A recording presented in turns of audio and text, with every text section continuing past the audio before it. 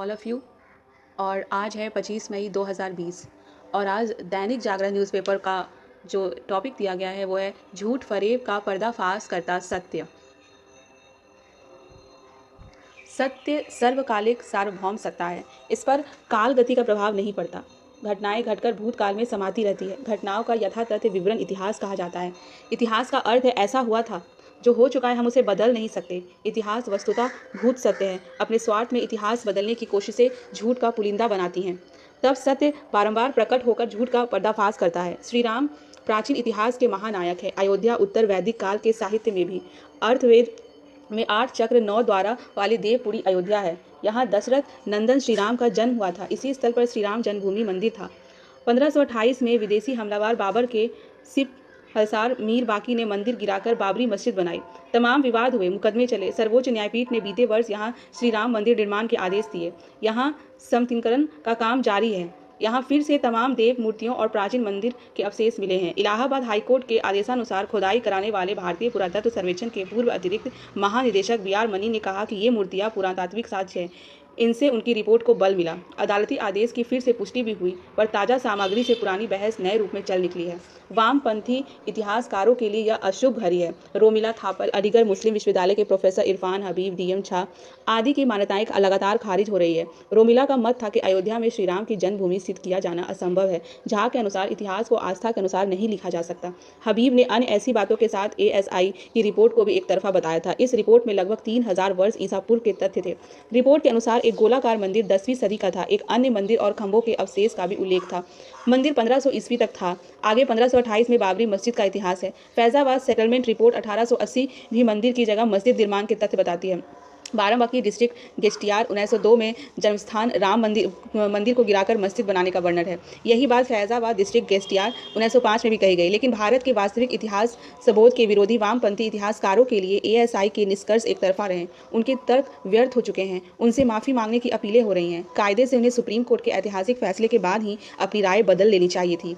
मुकदमे की सुनवाई में एएसआई की रिपोर्ट भी अहम साक्ष्य थी, लेकिन उनका मत जस से तस है। हाल में मिली सामग्री को भी नक्सलपंथ हमदर्द नंदिनी सुंदर ने महत्वहीन बताते हुए कहा कि यह सामग्री समुचित तथ्य नहीं है। इस दुष्प्रकार प्रचार में उनके साथ अन्य स्वयंभू विशेषज्ञ भी कूद पड़े। वामपंथी विचार भारत के आगमन के समय से ही प्राचीन इतिहास को आत्महीन बताने का अभियुक्त है। डीएन झा प्राचीन वैदिक पूर्वजों को गोमांस भाषी सिद्ध करते रहे हैं। रोमिला थापर पूर्वज आर्यों को असभ्य बताती रही है। इनके झूठ की परतें लगातार उधर रही है। वामपंथी भारतीय संस्कृति नहीं मानते। वे हिंदू मुस्लिम सद्भाव को नहीं चाहते। एएसआई के उत्तर क्षेत्रीय निर्देशक रहे पद्मश्री डॉक्टर के मोहम्मद ने अपनी आत्मकथा आई एन इंडियन में भी यहाँ हिंदू मंदिर का उल्लेख किया है। वह भी 1976-77 की खुदाई के दौरान प्रोफेसर बीवी लाल की टीम के सदस्य थे। मोहम्मद के अनुसार मसला सुलझ जाता यदि वामपंथी इतिहासकारों द्वारा मुस्लिम बौद्धिकों को ब्रेन वॉशिंग ना होती। उन्होंने रोमिला, विपिन चंद्रा, डीएन झा आदि का उल्लेख किया। बताया कि बाबरी एक्शन कमेटी ने हबीब के साथ कई बैठकें भी की। मोहम्मद ने समतलीकरण के दौरान मिले पुरातात्विक अवशेषों पर कहा है कि यहाँ स्वर्णिम इतिहास दफन है, इसलिए समतलीकरण का कार्य वैज्ञानिक ढंग से होना चाहिए। बाबर विदेशी हमलावर था। मस्जिदें प्रार्थना का केंद्र होती है, उन्हें किसी व्यक्ति के नाम पर से नहीं तोड़ा जाता। आखिरकार हम भारत के लोग बाबर के नाम पर कैसे गर्व कर सकते हैं। मोहम्मद बिन कासिम, गजनी, गोरी और बाबर हमलावर थे। उन्होंने भारत को लूटा, रक्तपात हुआ, तब पाकिस्तान नहीं बना था। आज की पाकिस्तानी भूमि पर भी जब विदेशी हमलावरों ने रक्तपात किया, बिन कासिम ने पहले सिंध देश पर भी धावा बोला था। पता नहीं आज के पाकिस्तानी हुक्मरान अपनी धरती पर हमला करने वाले विदेशी आक्रमणों को महिमा मंडन क्यों करते हैं। वे अपनी मिसाइल का नाम गोड़ी रखते हैं। भारत के भी कथित उदार और स्वयंभू इतिहासकार मंदिर तोड़क औरंगजेब को महान बताते हैं और दर्शन एवं भारतीयता से युक्त उसके भाई द्वारा सिखों की उपेक्षा करते हैं। वे वैज्ञानिक और राष्ट्रपति रहे कलाम के व्यक्तित्व पर गर्व नहीं करते। सांप्रदायिक राजनीतिज्ञ भारतीय मुसलमानों की सोच को विभाजक बनाने की कोशिशों में लगे रहते हैं। बाबरी मस्जिद के नाम पर लंबे समय से देश विभाजक राजनीति जारी है। बाबर भारत में गर्व का विषय नहीं हो सकता और न ही ऐसे विचारों से जुड़े राजनीतिक अभियान। श्री राम जन्मभूमि के पुरातात्विक साक्ष्य लगातार मिल रहे हैं, लेकिन वामपंथी लोग साक्ष्य नहीं मानते। वे पुरातात्विक सर्वोच्च न्यायपीठ के निष्कर्ष और भारत को प्राचीन राष्ट्र भी नहीं मानते। यही स्थिति सांप्रदायिक राजनीति की भी है। शुभ है कि इतिहास विवरण की वामपंथी साजिशों के दिन जा रहे हैं। वामपंथ इतिहास का विषय हो रहा है। आने वाले समय में वामपंथ नहीं होगा। इक्का दुक्का लोगों से वामपंथ शैली में ही पूछा जाएगा कि आप सिद्ध करो कि वामपंथ कब था। क्या वामपंथ का कोई पुरातात्विक साक्ष्य है। सत्य को बहुत दिन तक झूठ के पर्दे में नहीं रखा जा सकता। सत्य बार बार प्रकट होता है। शीर्ष अदालत के फैसले में सत्य की विजय हुई थी। श्री राम जन्मभूमि परिसर में प्राप्त मूर्तियां और अन्य सामग्री सत्य का ही प्रत्यक्ष साक्ष्य है। यह पुरातात्विक सत्य है, ऐतिहासिक सत्य है, सांस्कृतिक सत्य है, गर्व करने लायक सत्य है, दुनिया के करोड़ों लोगों की आस्था को सही ठहराने वाला सत्य है। इस सत्य का स्वागत होना चाहिए। और इसी पेज में एक दूसरा टॉपिक है, आवाजाही पर अंकुश। जैसे कोरोना वायरस फैल गया है, इसी पर है। हवाई यात्रा शुरू करने की केंद्र सरकार की तैयारियों को लेकर राज्य सरकारों ने जैसा रवैया अपना लिया है, उससे लगता है कि लोग हवाई सेवा का लाभ उठा पाएंगे। जहां महाराष्ट्र सरकार 25 मई के बजाय कुछ दिन बाद हवाई सेवा शुरू करने की बात कह रही है, वहीं अन्य राज्य सरकारें यह कह रही हैं कि वे विमान यात्रियों को क्वारंटाइन में रहना अनिवार्य बताएंगी। इस मामले में भिन्न भिन्न राज्य अलग अलग नियम बनाने की तैयारी कर रहे हैं। कोई विमान यात्रियों को 1 सप्ताह क्वारंटाइन में रखना चाह रहा है, तो कोई 2 सप्ताह। कुछ अपने और दूसरे प्रांतों के यात्रियों में भेद करने का उपक्रम कर रहा है। आखिर काम धंधे के सिलसिले में एक से दूसरे राज्य जाने वाले लोग 1 या 2 सप्ताह क्वारंटाइन में जाना क्यों पसंद करेंगे? अगर वे क्वारंटाइन होंगे तो फिर उनके काम का क्या होगा? आश्चर्य नहीं है कि वे क्वारंटाइन में जाने के बजाय हवाई यात्रा स्थगित करना पसंद करें। मुश्किल केवल यह नहीं है कि राज्य सरकारें घरेलू विमान सेवा शुरू करने में ही असहयोग का परिचय दे रही है, वे 1 जून से शुरू होने वाले सीमित रेल सेवा को लेकर भी आनाकानी करती दिख रही है। राज्यों के ऐसे रवैये को देखकर यह कहना कठिन है कि उसकी दिलचस्पी आवाजाही को प्रोत्साहित करके कारोबारी गतिविधियों को आगे बढ़ाने में है। राज्य न तो इससे अनजान हो सकते हैं कि आर्थिक व्यापारिक गतिविधियों को बल देने के लिए आवाजाही आवश्यक है, और न ही इससे कि यदि काम धंधा गति नहीं पकड़ता तो इससे मुश्किलें और अधिक बढ़ने वाली है। समझना कठिन है कि आरोग्य सेतु ऐप से लैस और सेहत की प्रारंभिक जांच से गुजरने वाले यात्रियों की आवाजाही पर अड़ंगे क्यों लगाए जा रहे हैं। यह तो समझ आता है कि राज्य सरकारें विमान और रेल यात्रियों के आगमन पर नए सिरे से उनकी थर्मल स्कैनिंग, लेकिन इसका कोई मतलब नहीं है कि वे हर यात्री को क्वारंटाइन में भेजने की जरूरत बताएं। ऐसा करना तो एक तरह से आवाजाही को नियंत्रित करना ही है। विमान और रेल सेवा को अनुमति देने में आनाकानी कर रही राज्य सरकारें अपने कमजोर आत्मविश्वास को ही रेखांकित कर रही है। हैरानी नहीं है कि इसकी एक वजह उनका दुर्बल स्वास्थ्य ढांचा हो। ऐसा लगता है कि बीते 2 माह में उन्होंने अपने स्वास्थ्य ढांचे को सक्षम बनाने के लिए वैसी कोशिश नहीं की जैसी अपेक्षित में थी और आवश्यक भी। निसंदेह कोरोना वायरस का संक्रमण रोकने के लिए सतर्कता बरतना समय की मांग है, लेकिन उसके नाम पर आवाजाही को हतोत्साहित करना तो कुल मिलाकर मुसीबतें बढ़ाने वाला काम ही अधिक है। नेक्स्ट टॉपिक है, शिक्षा बने अवसरों का माध्यम। चीन की धरती पर पनपे कोरोना विषाणु से पूरा विश्व संकट में है। 50 लाख से अधिक लोग उसकी चपेट में हैं। भारत में प्रभावित लोगों का आंकड़ा 1.25 लाख को पार कर गया है।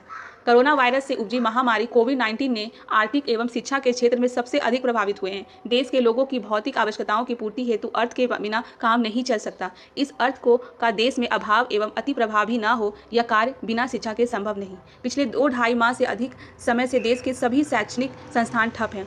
10 एवं 12वीं बोर्ड की अधिकतर परीक्षाएं संपन्न होने के उपरांत बाकी परीक्षाएं नहीं हो पाई। अभी ऑनलाइन परीक्षा लेने की बात कही गई है। कुछ राज्यों ने अंतिम वर्ष या बोर्ड की परीक्षा को छोड़कर बाकी परीक्षाओं के लिए बिना ही आगे के वर्ष में प्रमोशन करने की घोषणा कर दी है। वैसे ऑनलाइन परीक्षा भी मात्र परीक्षा की औपचारिकता भी होगी।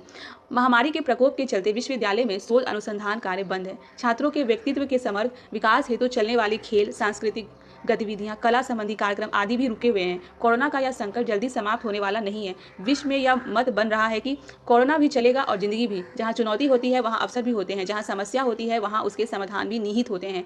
स्वामी रामकृष्ण परमहंस ने कहा था कि जीवन में आए अवसरों को व्यक्ति साहस एवं ज्ञान की कमी के कारण समझ नहीं पाता। हमें साहस एवं ज्ञान दोनों का परिचय देना होगा। हमारे देश में शिक्षा क्षेत्र में लंबे समय से ऑनलाइन शिक्षा की बात चर्चा में थी। कुछ छुटपुट प्रयास भी हुए थे, परंतु इस महामारी के कारण आज बड़े पैमाने पर ऑनलाइन शिक्षा प्रारंभ हो गई है। यूजीसी के अनुसार अगस्त के पहले कॉलेज प्रारंभ नहीं होंगे। यूजीसी का यह सुझाव दिया गया कि जब भी शैक्षणिक कार्य प्रारंभ होंगे तब 2 दिन ऑनलाइन, 2 दिन प्रत्यक्ष संस्थान में आकर पढ़ाई, 1 दिन प्रोजेक्ट वर्क अर्थात व्यवहारिक अनुभव हेतु शिक्षा दी जाए। इससे हम वर्षों से रटन प्रक्रिया वाली पढ़ाई में परिवर्तन कर सकते हैं। 2 दिन ऑनलाइन में व्याख्यान हो, उसमें से उठे प्रश्न एवं छात्रों को जो बातें समझ में नहीं आए उसके लिए 2 दिन प्रत्यक्ष क्लास हो और 4 दिन की पढ़ाई का व्यवहारिक अनुभव 1 दिन के प्रोजेक्ट वर्क से हो। इस प्रकार पढ़ाने की विधियों में हम आधारभूत बदलाव कर सकते हैं। सभी महाविद्यालय और विश्वविद्यालय 2 पारी में चलाने चाहिए, जिससे हर दिन 20% छात्र ही संस्थान में आए। इससे सारी दूरी की जरूरत भी पूरी हो जाएगी और ट्रैफिक भी कम होगा। वाहन कम चलने से प्रदूषण भी कम होगा। ऑनलाइन शिक्षा की जो समस्याएं हैं उनका समाधान 2 माह में ढूंढना होगा। इस हेतु शिक्षकों का शिक्षण करना आवश्यक होगा। गांव जनजातीय क्षेत्रों में कनेक्टिविटी की समस्याएं होगी। गरीब छात्रों को मोबाइल डाटा खर्च का भी समस्या हो सकती है। इन सबके समाधान की तैयारी के साथ यह सुनिश्चित करना होगा कि ऑनलाइन शिक्षा मातृभाषा में ही दी जाए। कोरोना संकट के चलते छात्र भी तनाव में है, उनके सामने स्वास्थ्य का संकट भी है। इस हेतु स्वास्थ्य एवं योग शिक्षा को हर स्तर पर अनिवार्य करना होगा। प्रधानमंत्री ने देश के स्वावलंबन एवं स्थानीय उत्पादों को महत्व देने की बात कही है। इस हेतु हमारे अर्थशास्त्र में पाठ्यक्रम में स्वदेशी एवं स्वावलंबन का समावेश करना होगा। साइबर क्राइम के प्रति सावधान निर्माण करने वाले पाठ्यक्रम को भी महत्व देना होगा। पाठ्यक्रम में बदलाव की तैयारी शीघ्रता से प्रारंभ करनी चाहिए ताकि अगस्त तक पाठ्य पुस्तकें तैयार हो सके।